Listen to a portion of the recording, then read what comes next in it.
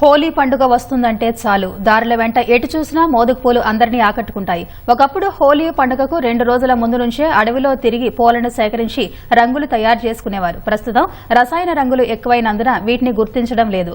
అడవులకు నెలవైన ఉమ్మడి ఆదిలాబాద్ జిల్లాలో చెరువు గట్లపై గుట్టలలో గోగి పూల చెట్లు విరబూసి కనువిందు చేస్తున్నాయి. మరో 2 వారాల్లో హోలీ పండుగ వస్తున్నందున పలు పాఠశాలల్లో ఉపాధ్యాయులు విద్యార్థులకు మోదుగు పూల గొప్పతనాన్ని వివరిస్తున్నారు. గోగి పూలతో రంగులను ఎలా తయారు చేయాలో చెబుతున్నారు.